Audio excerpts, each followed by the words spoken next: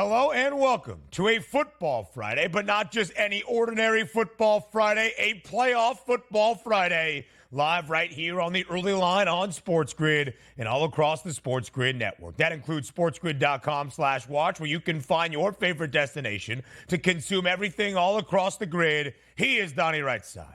I am Ben Stevens. We are here together for the next 3 hours up until 11 a.m. Eastern Time, just one day out from the start of the NFL postseason. It is Super Wildcard weekend, 6 matchups spread out over the course of 3 days. We have a doubleheader on Saturday, 3 games, a tripleheader on Sunday, and a Monday Night Football finale. We set the stage for the weekend in the National Football League playoffs that is about to begin. Can't wait to get it started. Also, it is Super Wildcard weekend, Super Weather weekend, and Super Injury Updates weekend in the NFL. We got a lot to keep you guys up to date on, but it is going to be a fun weekend to watch. As Ben said, 2 on Saturday, 3 on Sunday, 1 on Monday night, and away we go. We will break down each and every game. We'll probably save the contest on Monday between the Buccaneers and the Eagles for our next show together following the weekend on Monday. But the 5 games that we have on Saturday and Sunday, a full-blown breakdown and preview live right here on this Football Friday over the next 3 hours, again, up until 11 a.m. Eastern. Before we dive into the football, a recap of what we saw on a Thursday night around the association, a marquee matchup for the Boston Celtics, their second consecutive game on a second leg of a back-to-back, changing venue. 2 nights ago, it was against the Minnesota Timberwolves, the best team out west, second best record in the NBA. Last night, it was a matchup between the 2 top teams in the Eastern Conference. And for just the second time this year, the Celtics were booked as an underdog. We welcome in quickly our SportsGrid radio audience here to this Friday live on the early line on SportsGrid. He's Donnie. I am Ben. You're listening on Sirius XM Channel 159. All of our radio terrestrial affiliates now in the fold as well. So just for the second time this year, the Celtics booked as an underdog in a marquee matchup between the 2 top teams in the Eastern Conference. And Donnie, Boston was a dog, but everybody played. Tatum, Brown, Kristaps Porzingis, everybody out there. It made no difference. Boston got hammered last night inside the Pfizer Forum, 135-102, as Milwaukee wins and covers as a slight 2-point home favorite. I liked Milwaukee yesterday. When we did the show, Ben, it was -4.5. At game time, it was 2.5. So I'm saying, man, what gives at this point? Are the Celtics just that good where it doesn't matter on back-to-back nights? They can go into another elite team in the Eastern Conference. You just put them away. Well, that didn't happen. You know who put that team away? That was the Milwaukee Bucks. First quarter, 41-23. Second quarter, 34-15. That game was essentially over by halftime. That's a nice win for the Milwaukee Bucks. But also, you take a look at the Celtics. 9 losses on the season. All 9 of those losses on the road. Yep. So maybe they are mortal. 11-9 straight up away from home inside Beantown. Jason Tatum, 7 points following a game where he put up 45. Jaylen Brown had 35 the other night against the Minnesota Timberwolves. He goes off for only 10. Giannis Antetokounmpo, 24 points, 12 boards for the Bucks, but it was big game BP Bobby Portis leading the way for Milwaukee, 28 points. The win streak for the New York Knicks ends at 5 in a row. Last night against a Luka Doncic-less Dallas Mavericks team, the Mavs hold off a wild rally from the Knicks in the final 4 or 5 minutes of the fourth quarter. Dallas wins outright at home, 128-124. They win outright at home as a 4.5-point underdog. Yeah, Kyrie was certainly the star of the night last night. 15 of 26 from the floor, which included 6 of 10 from three-point range and knocking down 8 of his 9 free throws en route to 44 points and 10 assists. This is the Kyrie we all anticipated that's back healthy here for the Dallas Mavericks. Now we're just waiting for Luka Doncic just to get back on the court with them, but that's a good win. I didn't see that coming. I liked the Knicks last night on the road, and they got beat. Good win by the Mavs. 44 points for Kyrie Irving, 32 from Tim Hardaway Jr., making his 5th start of the year in place of Luka Doncic. A big win for the Mavs, who have covered in their last 5 games, booked as an underdog. We saw history last night in the NBA, the 5th largest victory margin in the history of the association, 62 points. The Oklahoma City Thunder rout the Portland Trailblazers at home, 139-77. OKC covers, Donnie, as a 13-point home favorite because they won by 62. I'll tell you what's impressive about this game. I said yesterday I liked the under. One team scored 139 points, and it stayed under the total. Because the handicap yesterday just for me was I just don't think the Portland Trailblazers are all that good on offense. And again, they dropped the 77 spot, something that you would see in like 1989, where the NBA was just stuck in a foul mode at that point. That's a terrible loss for the Trailblazers. But again, OKC is good. $139, easy victory. My goodness, was it easy. Death, taxes, Shai Gilgeous-Alexander scoring at least 30 points. He led all scorers last night in Oklahoma City with 31. 3 top 25 teams in action last night in men's college hoops. Florida Atlantic FAU surviving a scare on the road last night in conference action against Tulane, 85-84. Some interesting calls down the stretch. Illinois at home in Champaign hands Tom Izzo in the Spartans their 4th Big Ten loss in 5 conference games. Illinois without Terrence Shannon Jr. has looked pretty good, 71-68. And Gonzaga loses on the road to Santa Clara. I believe the long AP top 25 streak for Mark Few and the Zags might be coming to a close next week. Yeah, tough scene, too, because next year they switch conferences and level up. So you figure that Gonzaga is going to have one last shot here to sort of like, okay, let's win the WCC and get those good vibes moving forward. Not as talented as a basketball team as we've seen out of Mark Few's squad for the past couple of years. They'll get it together here, but also Santa Clara's a pretty good squad here, 3-0 now in conference play. After a 24-hour window that was chaotic in the NFL that ended with Bill Belichick walking away or mutually parting ways at the very least with the New England Patriots, the question now is what is next for Bill? What's next for the Pats after nearly 2.5 decades together? The Patriots have Gerard Mayo, who has been the linebackers coach. He worked under Bill Belichick, played for Bill Belichick as well. He is the strong front runner, as reported right now, Donnie, in New England to be the next head coach of this Patriots franchise. Look, if Gerard Mayo is good enough to be the next Patriots head coach, there's a lot of openings out here. And here's the reason why I say this. I know their contract is structured. He's supposed to take over. But if you're Gerard Mayo, aren't you just set up to fail here, Ben? Like, what's the ceiling? Hey, Gerard Mayo had a good run. He coached for 6 years, made the playoff 3 times. That's usually very good for an NFL coach when you would look at that as a disaster based on what you've seen out of Belichick's mode. I think Gerard Mayo is going to be a good coach here. I'm not so sure Gerard Mayo should actually take the New England job. I think if he goes and spreads his wings, it'll work out much better because the expectations for lower. I don't care who fills the shoes of Belichick. It won't be as good, and that's a tough standard, Ben. Well, the Patriots have had 3 of their last 4 seasons end with a losing record. I think Gerard Mayo, a former guest, by the way, of the formerly named The Morning After, I think he'll have success as the head coach. The New York Yankees signing Marcus Stroman yesterday, the former Cub and Met, back in the Big Apple. They'll give Juan Soto $31 million per year. And Marvin Harrison Jr. officially, as we expected, declares for the 2024 NFL Draft. He is going to be a top 5 pick. But Ohio State, outside of MHJ, with Emeka Egbuka returning, is reloading. A recap around the association next.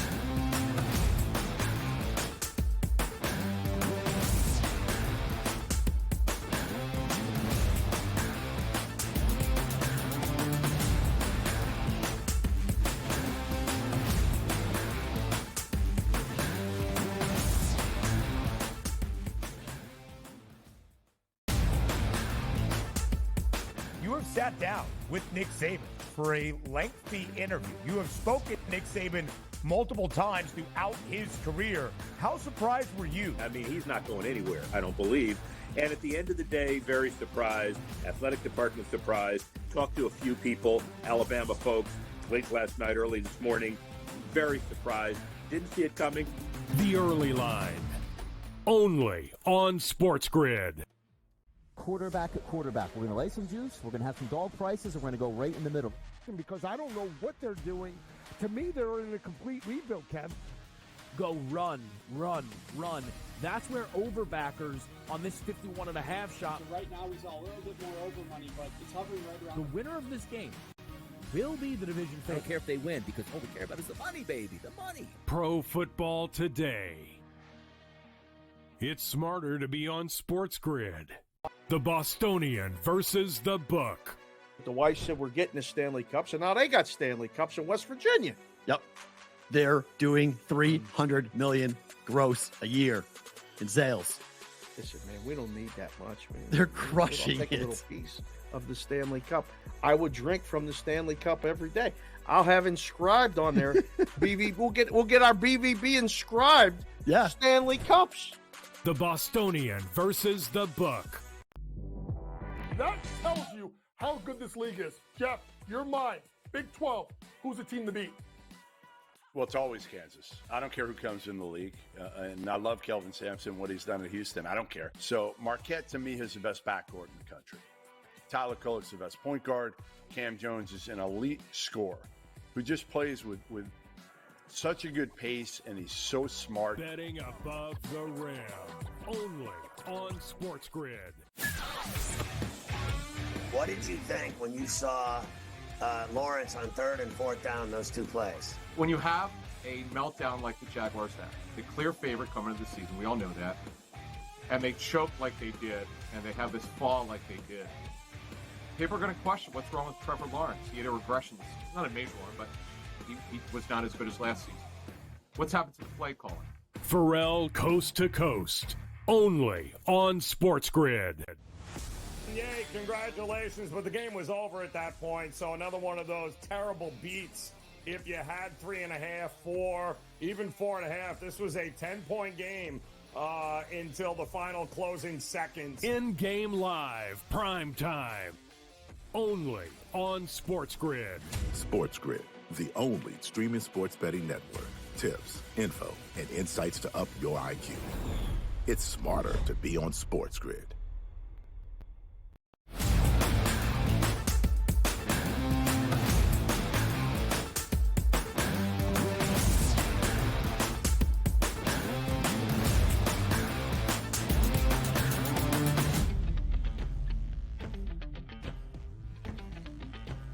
Yes, it is a football Friday, even a playoff football Friday live right here on the early line. But before we get into the football, we look back last night around the association in the NBA. A marquee matchup where, frankly, Donnie, when we spoke at this time yesterday previewing the basketball game nearly 10 hours out from tip inside Milwaukee, Wisconsin, I wasn't sure for the Boston Celtics on the second leg of a back-to-back, but changing venue, going from Beantown to Milwaukee, that we would see all of the star players for the C's. But Jason Tatum was in there. Jaylen Brown was in there. Kristaps Porzingis, a member of the starting lineup for Boston as well.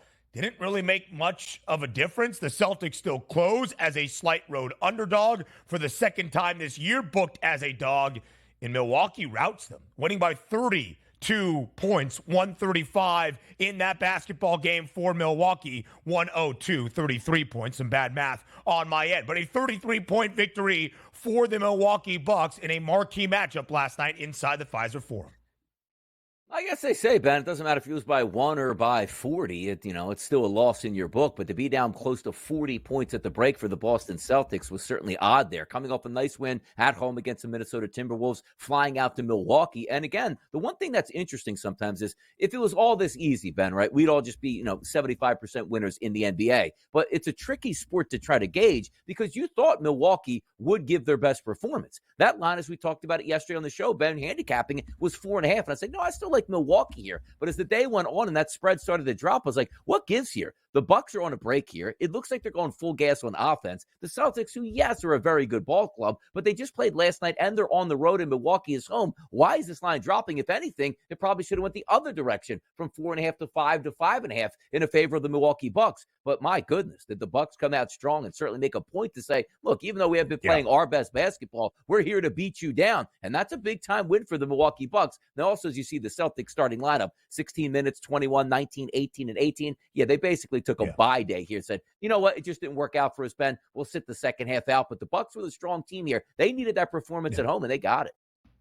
Boston was down by 37 at the halftime break. They end up losing by 33. Again, the Celtics, just their second game booked as an underdog this year. The first was back on December 20th. Also the second leg of a road back-to-back. And without Jason Tatum in Sacramento, they nailed the Kings 144-119, winning outright as a 4.5 2-point underdog. The Celtics last night as a 2-point underdog come nowhere close to covering the number. Milwaukee did, followed by, or led by, I should say, 24 points from Giannis Antetokounmpo. 12 rebounds as well, 6 dimes from the Greek Freak. But it was big game Bobby Portis, BP off the bench, that led all scorers last night inside the Pfizer Forum with 28 points. And Donnie, we saw that for the Celtics. Like you mentioned, the starters not really out there for the full duration of the game, but a big victory for Milwaukee, even if most of the starters for the Celtics played 20 minutes or less, because the Bucks entered losing 4 of their last 5 games. They had not covered in 5 consecutive games. Giannis even called out the equipment manager to clean their clothes better. Maybe this is a turn of the tide for the Milwaukee Bucks that, despite the struggles, still have the second best winning percentage in the Eastern Conference.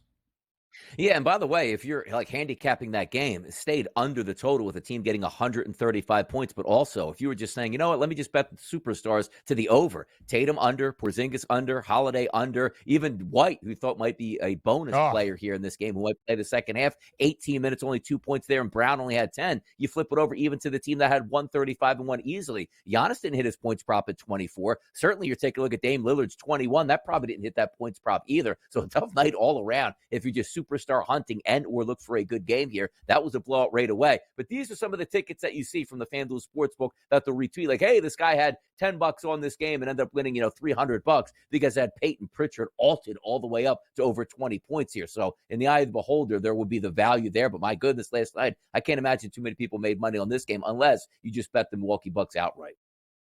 That sounded like Joe Lisi's number, alting up Peyton Pritchard to go over his points prop. Last night I was on Derek White, under 14.5. He finishes with 2. I thought he would benefit even if the rest of the starters took a seat last night in Milwaukee. Damian Lillard over his 3.5, made threes. Nope, he finished with 3 of 8 from deep, did end up with 21 points. So as we compare these two top teams in the East, Boston now the favorites and remain the favorites in the Eastern Conference, plus 130, 80 cents in front of the Milwaukee Bucks. A little bit of movement, a couple of cents here and there following the result last night, but still only 80 cents of distinction. So maybe last night was an Eastern Conference Finals preview, but I expect if we get to that point in late May, it will be a more competitive 7-game series. Yeah, of course it's going to be there, but it is nice to, if you're the Milwaukee Bucks, you'll take a win any way you can get it against the Boston Celtics. And who knows, coming down the line, if you need one of those wins as a tiebreaker, certainly a good performance. But the one thing we do know about the Celtics, they really come to play at home. But on the road, 11-9 overall. Interesting. Yeah, that certainly is 18-0, a perfect record at home. 11-9 for the Celtics on the road. A 5-game win streak for the New York Knicks entering last night in Dallas, and the Knicks were booked as a 4-point road favorite. Why? Luka Doncic not out there for Dallas. 2 other starters got the night off as well, but Kyrie Irving and Tim Hardaway Jr., making only his 5th start of the year, pick up the slack and snap the 5-game win streak for the New York Knicks with OG Anunoby in the lineup for all 5 of those games. The Mavericks winning outright as a 4-point home underdog by 4, 128-124. Dallas started this year, Donnie, just 2-8 against the number as an underdog. They have now covered in their last 5 games as a dog, make that 7-8 ATS, and in 4 of those 5 games in which they have covered, they have won outright, as they did last night.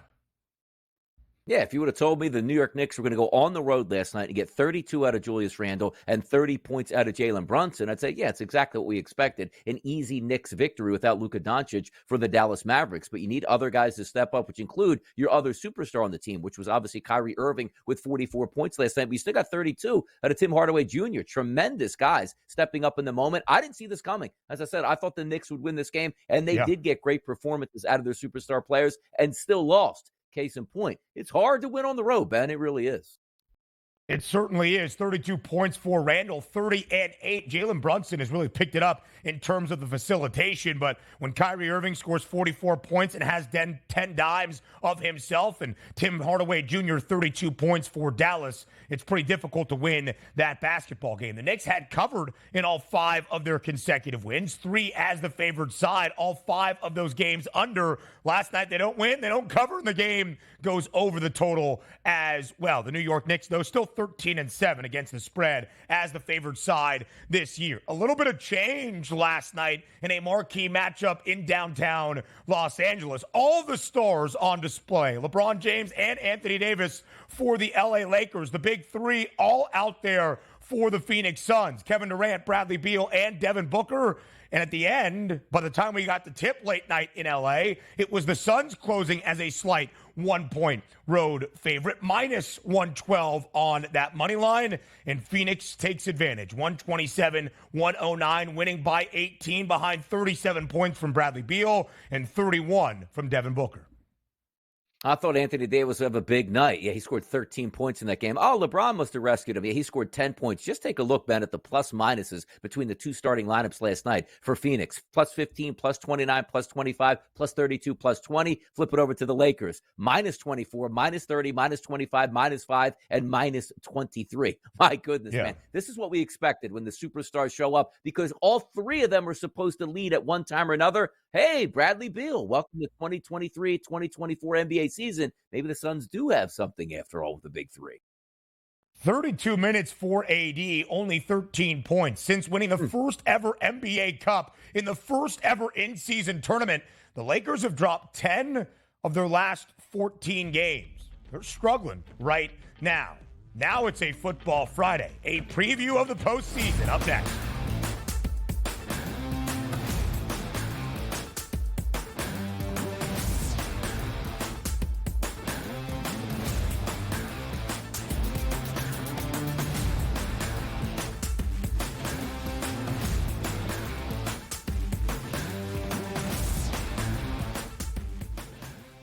Introducing Sports Injury Central's new feature, the Injury Edge, your NFL matchup cheat sheet. See all the significant injury mismatches broken down by offense and defense to highlight where the advantages lie.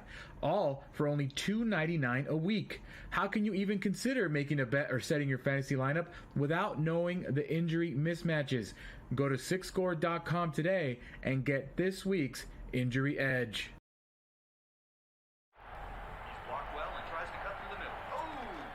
Your gut says Miami is going to win, and you should take the over.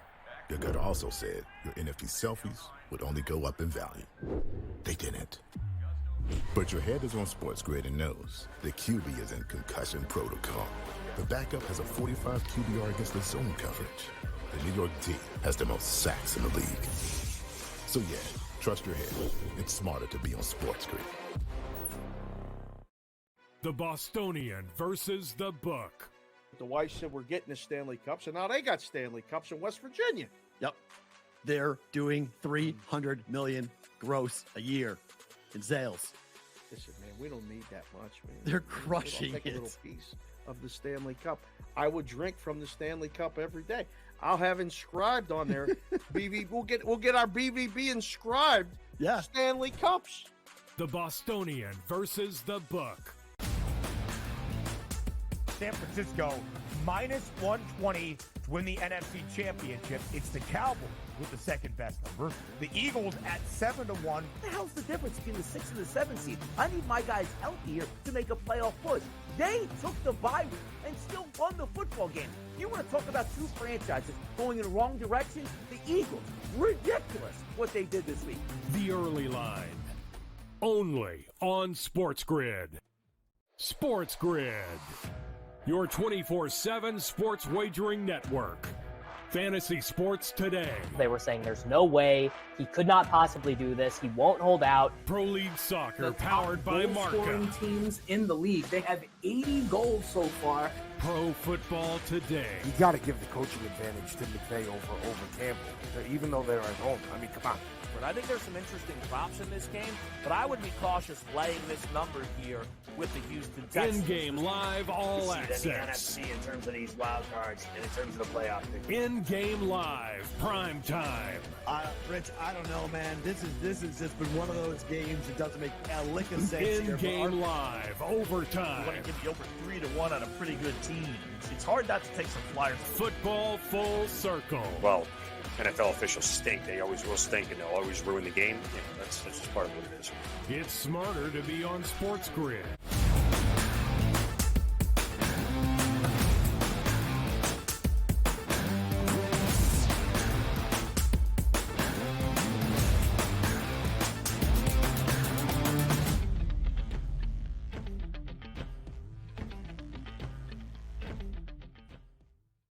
A playoff football Friday, live right here on the early line on SportsGrid and all across the SportsGrid network. We have 6 postseason matchups to open up the playoffs on Super Wildcard weekend, spread out over 3 days, a doubleheader on Saturday, 3 games on Sunday, and a Monday Night Football finale to end things out. It's the opening round of the NFL playoffs, and here up until 11 a.m. Eastern time, we get you set for everything. The first game up is tomorrow on a Saturday to start off the doubleheader in Houston, Texas. The Texans, the champions of the AFC South, for the first time since 2019, will play host to the top wild card team. That's the Cleveland Browns, the 5 seed in the AFC postseason picture. But Houston, despite being at home, Donnie, is not booked as the favorite. In fact, the Texans, a 2.5-point home underdog, the over-under 44.5.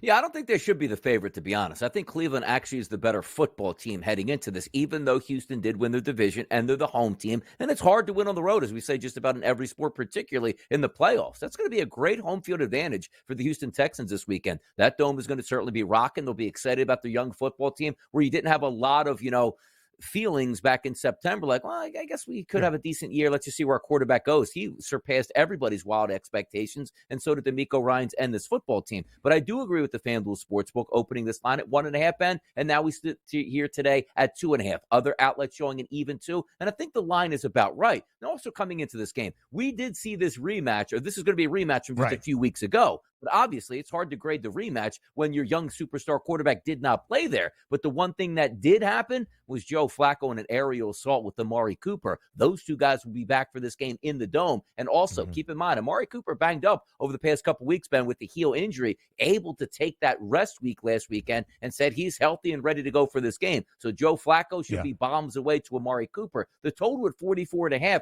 does feel, for me, a little bit light here. I think this game goes over the total. Also, keep in mind, we're not watching the weather conditions here, Ben, because it's a dome, but you better be watching these reports coming out of both sides here on who's going to be healthy and who's not. The Cleveland Browns' MO to get to a Super Bowl, for me, electric front 7, dominant on the back end. Let's win with some defense along with some great play out of Joe Flacco. Denzel Ward tweaked his knee on a Thursday, which is never a good sign. And they're not playing Monday night like the Philadelphia Eagles and the Tampa Bay Buccaneers are, Ben. They're not even playing on Sunday. So if you're tweaking your knee on a Thursday and you got to go play on turf on the road on a Saturday, that's probably not a good sign. Maybe a good thing for the Texans here. But for me, Ben, it's still going to be the Browns. I've liked them all week. I'm not going to change now this late here, despite that injury possibility to Denzel Ward. And DRS, I'm glad you bring up week 16, because I think a lot of people would look back just 3 weeks ago and say, well, the Browns blew them out by 2 touchdowns on the road in Houston, winning 36-22, and Joe Flacco threw for 368 yards. Why wouldn't they just do that again? C.J. Stroud did not play in that football game. It was the second consecutive game he missed in concussion protocol. Yes, Flacco went off, and we'll talk about the quarterback matchup, the rookie versus the vet, in just a moment. But Cleveland did cover in that football game as a 3-point road favorite. In fact, Cleveland as a favorite this year, 9 times in the regular season. They won outright 8 times, and they were 7-2 against the spread. But the Texans did surpass even the wildest of expectations in 2023. A team that entered with one of the lowest win totals around the NFL entering this 2023 campaign at 6.5, skied over that number, of course. And when you surpass expectation, you are often booked as an underdog. The Texans were 9 times this year, 6-3 against the spread. They are one of 3 teams around the NFL. All 3 teams, by the way, did make the postseason. The Texans, the Steelers, and the Ravens that were booked as an underdog multiple times and have a winning record outright, straight up, as an underdog. Houston is 5-4 outright as the dog this year. It is what Houston will need to do if the Texans want to advance to divisional round of the NFL postseason. And again, we have 2 different contrasting quarterbacks in this football game. Joe Flacco will be making the 16th start of his NFL career in a playoff game. It will be start number 1 for C.J. Stroud under his rookie head coach in DeMeco Ryans. 275.5, the passing yards prop for Flacco. 242.5 on the other side for Stroud. Yeah, and you're taking a look at those numbers too. And, if you do shop around, obviously these numbers are going to change, but let's just take it at 275.5.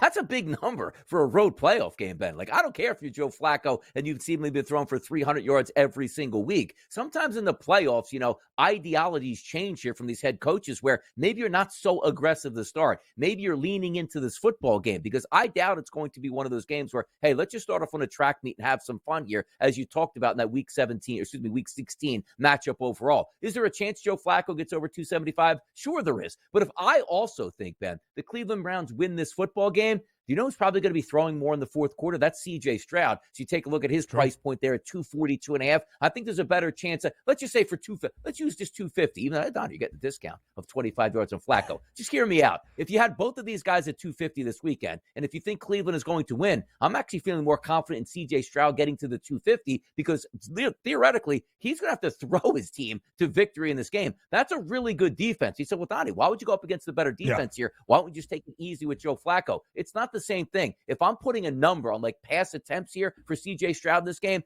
if Houston wins or loses, Ben, he's going to have over 40 attempts either way. Like, I don't see them, hey, you know what? We're going to really hand off to Singletary and he's going to control the game, 24 carries. Nonsense. How did you get to this spot?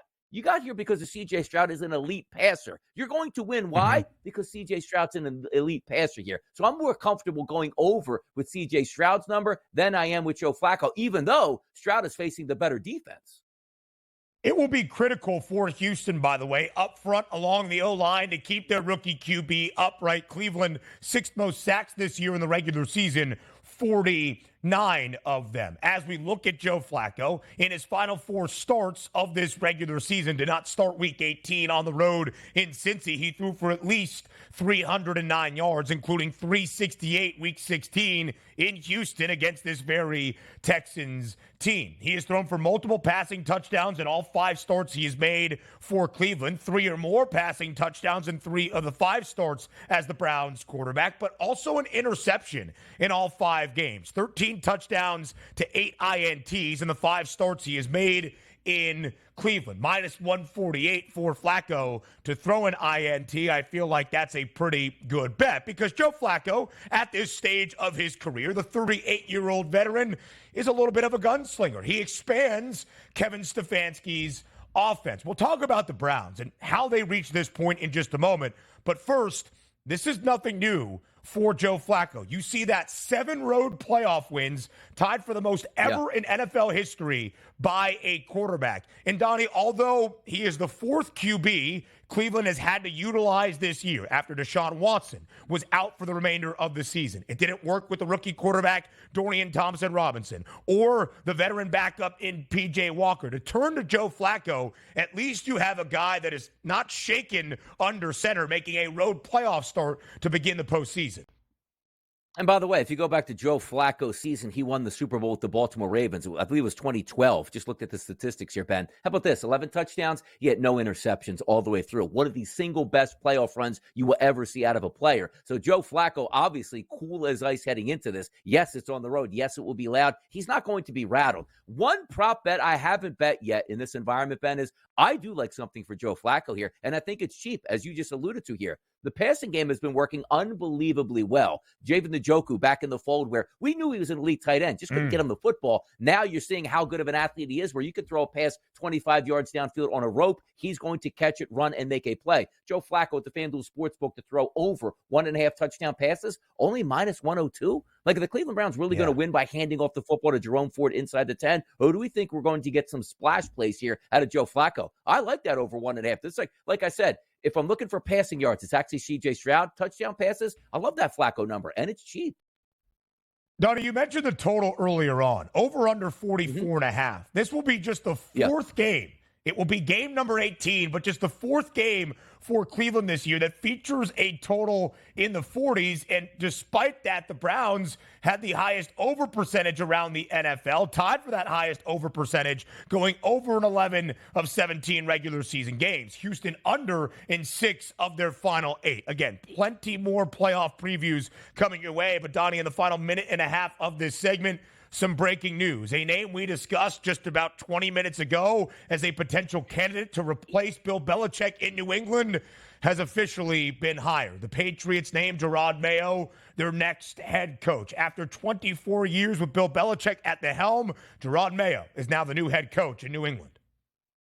Fully expected here. This is where I thought it would go, and also it's coming out that the New England Patriots had already communicated with the NFL seasons ago that the transition process here for the Patriots probably would include Gerard Mayo. So all that language, all that interviews, they've already been cleared out. Yeah. So he's the clear-cut winner there in New England, and deservedly so. And you saw that a couple years ago when there was that press conference. Hey, who are you going to trade? Who are you going to do this? Is Belichick going to continue here? And they refused to name coordinators. I remember Robert Kraft come out with a press release actually saying, no, Gerard Mayo is here. He's basically the assistant head coach. He'll be here for a long time here. This was as expected here, but I also root for him. He's in a tough spot. And also, this isn't a roster that left him with Tom Brady and Rob Gronkowski. This was a horrendous roster. So give him some time to let his Patriot way take control at Patriot Place.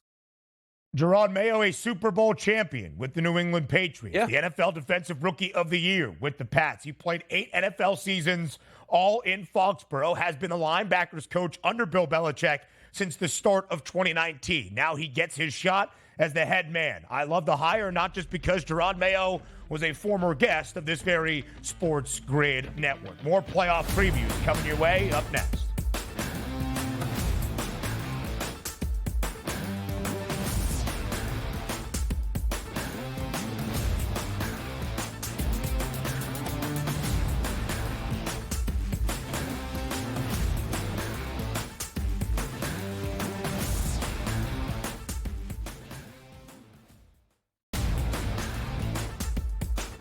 Sat down with Nick Saban for a lengthy interview. You have spoken to Nick Saban multiple times throughout his career. How surprised were you? I mean, he's not going anywhere, I don't believe. And at the end of the day, very surprised. Athletic department surprised. Talked to a few people, Alabama folks, late last night, early this morning. Very surprised. Didn't see it coming.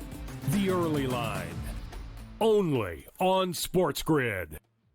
Quarterback at quarterback. We're going to lay some juice. We're going to have some dog prices, and we're going to go right in the middle. Because I don't know what they're doing. To me, they're in a complete rebuild, Kev. Go run, run, run. That's where overbackers on this 51.5 shot. Right now, he's a little bit more over money, but it's hovering right around. The winner of this game will be the division favorite. I don't care if they win, because all we care about is the money, baby, the money. Pro Football Today. It's smarter to be on SportsGrid. The Bostonian versus the Book.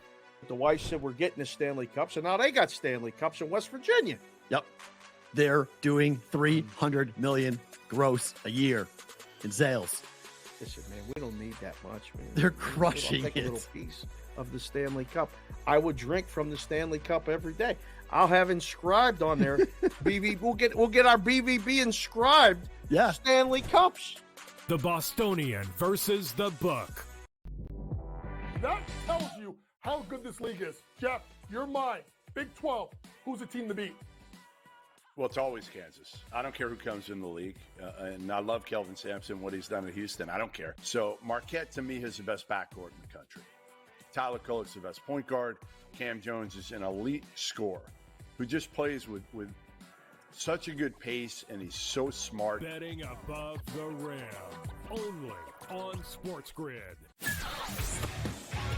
What did you think when you saw Lawrence on 3rd and 4th down, those 2 plays? When you have a meltdown like the Jaguars have, the clear favorite coming into the season, we all know that, and they choke like they did, and they have this fall like they did, people are going to question what's wrong with Trevor Lawrence. He had a regression this season. Not a major one, but he was not as good as last season. What's happened to the play calling? Pharrell Coast to Coast. Only on SportsGrid. Yay, congratulations, but the game was over at that point, so another one of those terrible beats. If you had 3.5, 4, even 4.5, this was a 10-point game until the final closing seconds. In-game live, prime time. Only on SportsGrid. SportsGrid, the only streaming sports betting network.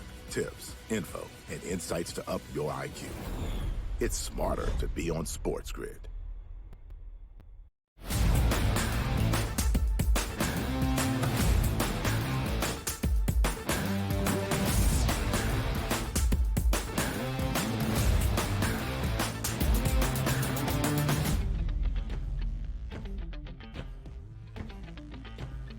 We are live right here on this Playoff Football Friday on the early line. 2 games start the postseason on a Saturday tomorrow. First, it's in Houston, the Texans and the Browns. Cleveland, despite being the road wildcard team, a 2.5-point favorite. The over-under 44.5. Then we go to Saturday night.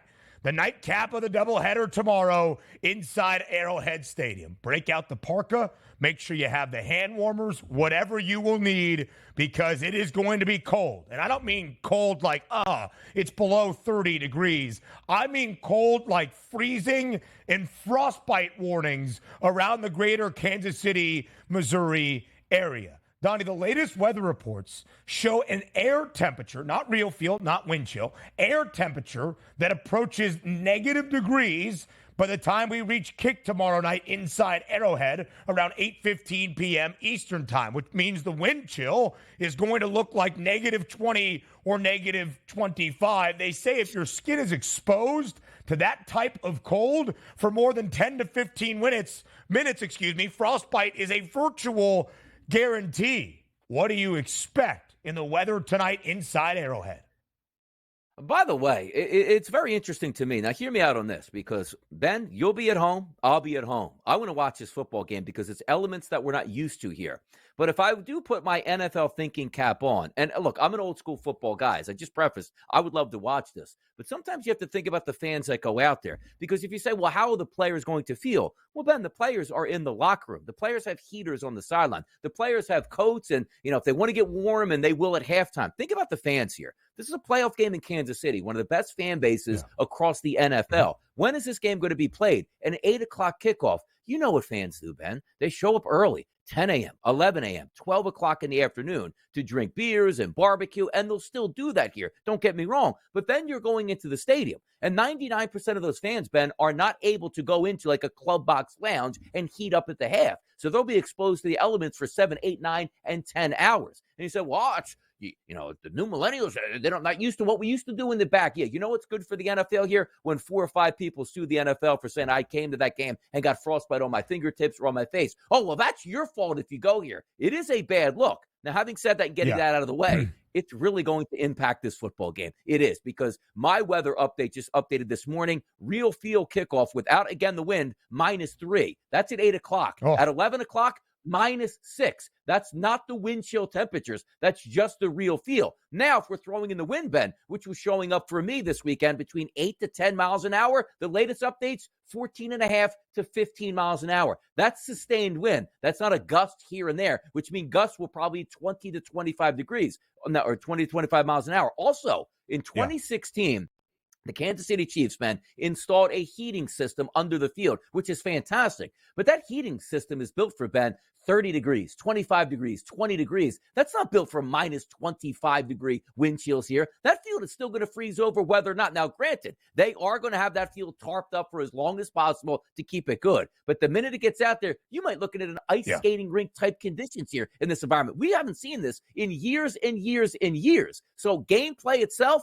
good luck, because I've played in cold conditions, Ben, 10, 15 degrees. It's not fun catching the football. So I can just imagine a rocket from Patrick Mahomes on a line to Valdez-Scantling, where it's like breaking his fingers at this point. I don't know what to expect here, but the one thing I do expect this year, I don't see a ton of points, Ben. I just don't. Donnie, we'll talk about the matchup between the Packers and the Cowboys. They have a long history against one another in the NFC postseason, including a game known as the Ice Bowl. We might have Ice Bowl Part 2 tomorrow night inside Arrowhead Stadium. We're talking about a game that kicks in less than 36 hours. And we saw some rumors and reports and speculation yesterday on social media. What else is new? That this game in Kansas City could be moved. None of that has been substantiated because of the freezing cold temperatures. And maybe Sunday's game in Buffalo, because of lake effect winds off Lake Erie, could be moved as well. Again, none of that substantiated either. As of this moment, both of these games, despite the wintry conditions to start off the postseason, are scheduled to be played in the home stadium of the divisional champion. The Chiefs have won the AFC West 8 consecutive years. Now, as for the numbers themselves, because weather is a huge component of it, Kansas City a 4.5-point favorite. The Chiefs, Donnie, booked as a favorite in 16 of 17 games this year. The only game they were an underdog was last week when Blaine Gabbert made his first start since 2018. And by the way, they went to L.A. and won outright in their regular season finale. The Chiefs as a favorite, 8-7-1 against the spread. Kansas City against the number in playoff games since 2018 began. That's when Patrick Mahomes became the starting quarterback, 9-5 against the spread. And it's not just the weather component that will impact these numbers. Total has worked its way down to 44 now for that over-under. It's the grave injury concerns of the Miami Dolphins, namely defensively. Bradley Chubb, Jalen Phillips, the two outstanding edge rushers for Vic Fangio's Dolphins defense, out for the remainder of this year. And after the Week 18 regular season finale, both Andrew Van Ginkel and Jerome Baker, the guys that really kind of organized the linebacking core for Miami, have been ruled out for this football game. It's why the line opened at 3.5 in favor of KC and has worked its way up to 4.5. Yes, and rightfully so. But also, because if this game, let's just say, Ben, playing in Kansas City this time of year, you got lucky. 44 degrees, no windy conditions, no rain in the forecast. I would agree with a higher total in this football game. And also, that probably would benefit more Kansas City. More things available to you. You can exploit some of those matchups in the secondary and also at the linebacking position. But let's get this out of the way right now. I understand, Ben, that Miami is used to playing in South Beach, where the joke is, hey, look, we designed the stadium so Miami would have the shade and the opposing team is going to be in the sun. In the sun, it's 109 degrees. In the shade, it's 88 degrees. What an advantage for us.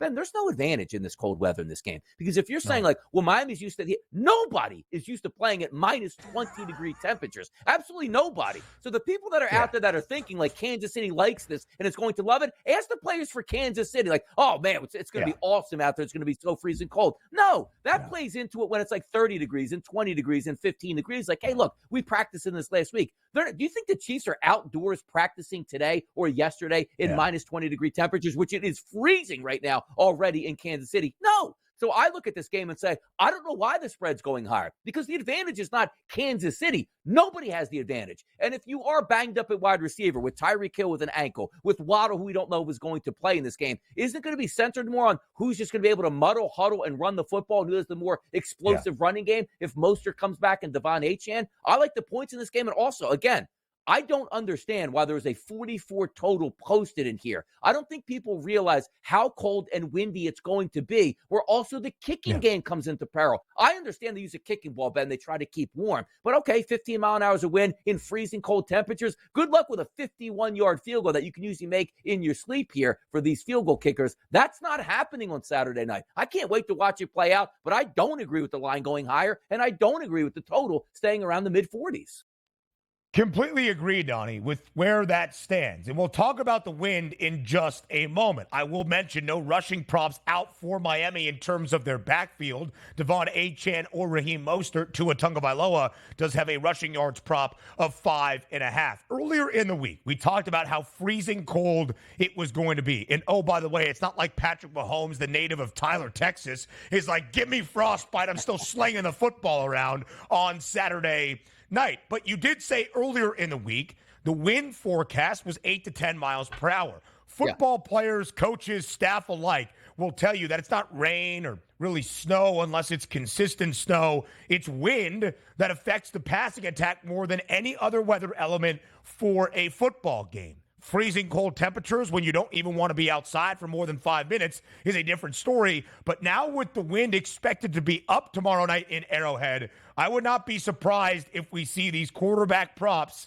and the quarterback comparison look a little bit less by the time we get to kick in less than 36 hours. Because when you think about Patrick Mahomes and Tua Tagovailoa facing off, you're probably not imagining passing yards props, Donnie, at 252.5 for Mahomes and 231 in a hook for Miami. There are the numbers generated by that. KC, fourth best passing defense in the NFL. Mahomes has not gone berserk this year. He's gone over 252.5 in 8 games, but also under in 8 games in the 16 that he has played and started this year. But also the weather conditions will affect those passing yards props for tomorrow night. Yes, and you go, and again, most people probably haven't watched the Ice Bowl back in the day with the Green Bay Packers and the Dallas Cowboys. Now, that game probably was colder than what we're even anticipating in Kansas City. But the interesting part was the wide receivers and the skill position players, Ben, when they didn't get the football or in a running play, tucked their hands into their pants. Like, they didn't even care. Like, hey, what tell signs? Like, oh, I think if the guard pulls, it's coming my way. All you had to do was look at the skill position players. If their hands weren't by their sides, you knew it was a run, and they didn't care. That's how cold it is. And also, if you are Tyreek Hill, yes, you're trying to stay warm. But if you're out on the field and you're running route after route after route and your ankle is bothering you, what a better situation to have minus 25 to try to loosen up your ankle at this point. And also, we're taking a look at players that are playing in the game.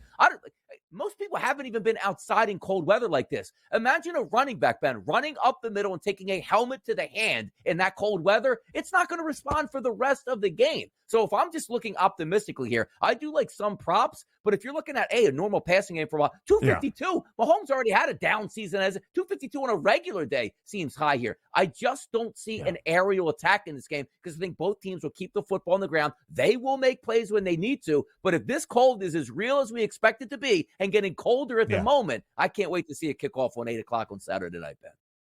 Isaiah Pacheco, the second-year running back for KC, who was critical in their march to a Super Bowl championship last year, has a rushing yards prop of 64.5. He will make that turf work for everything that it has tomorrow night, stomping his way to over 64.5. But, of course, Patrick Mahomes is consistent. This is now his 6th year as the starting quarterback in KC, and we know what the previous 5 have been. 2 Super Bowl championships, 2 Super Bowl MVPs. Kansas City has hosted the AFC Championship game in all 5 of those years, an 11-3 playoff record. So weather has become the main narrative and storyline for Saturday night inside Arrowhead. Another one was going to be Tyreek Hill making his first return to Kansas City. Earlier this year in Frankfurt, it was the first game for Tyreek Hill against his former squad. This is his first game back in Kansas City.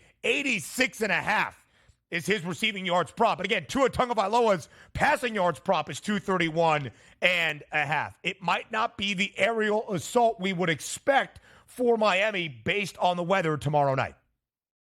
Yeah, exactly. And I don't think that's going to be the case. Also, home field advantage is so key for Kansas City here. And the reason I bring this up is, there are certain games that you have season tickets to that you hand it off to like your nephew or like your kids coming home from college. This might be one of those games that gets a little bit extra rowdy because there's going to be a lot of fans in those stands that didn't think they would actually be in the stands for this football game. I believe that's like get-in price for the upper deck, $30, lower level, $50. Why? Because people aren't insane. They don't want to have frostbite watching their favorite football team, which is what some people are probably going to get. It's outrageous, man. This is what you love about the NFL, though. We're not even talking about who's going to win X's and O's. We're talking about who's going to survive till the end of the game. Way to do it, NFL. We'll all be watching. Again, the X's and O's important here, and the injuries for the Dolphins defense needs to be taken into account. I'll just say this. If you're going to be at Arrowhead tomorrow, it's a bad day to be a Busch Light. Make sure the innards are warm. Tennis on a Football Friday next? Yeah.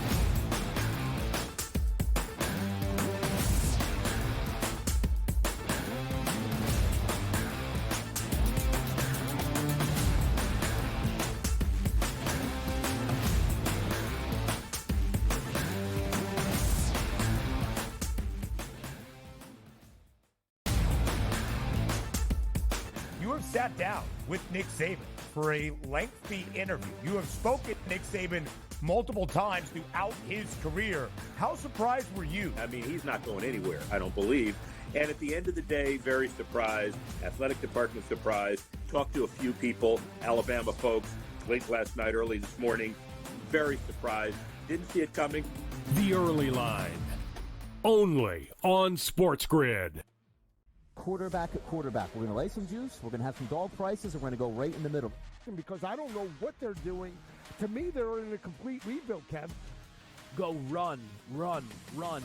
That's where overbackers on this 51.5 shot. So right now, we saw a little bit more over money, but it's hovering right around. The winner of this game will be the division favorite. I don't care if they win because all we care about is the money, baby, the money. Pro Football Today. It's smarter to be on SportsGrid. The Bostonian versus the Book.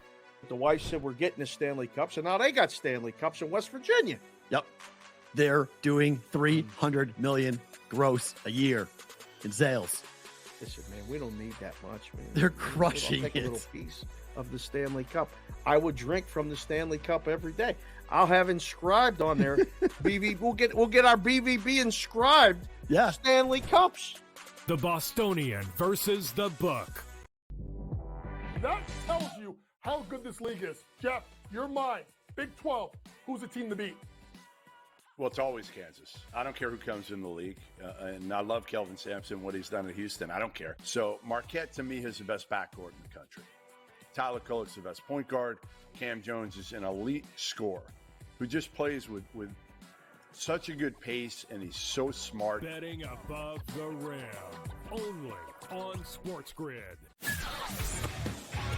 What did you think when you saw Lawrence on 3rd and 4th down, those two plays? When you have a meltdown like the Jaguars have, the clear favorite coming into the season, we all know that, and they choke like they did, and they have this fall like they did, people are going to question what's wrong with Trevor Lawrence. He had a regression. It's not a major one, but he was not as good as last season. What's happened to the play calling? Pharrell Coast to Coast. Only on SportsGrid. Yay, congratulations, but the game was over at that point, so another one of those terrible beats. If you had 3.5, 4, even 4.5, this was a 10-point game until the final closing seconds. In-game live, prime time. Only on SportsGrid. SportsGrid, the only streaming sports betting network. Tips, info, and insights to up your IQ. It's smarter to be on SportsGrid.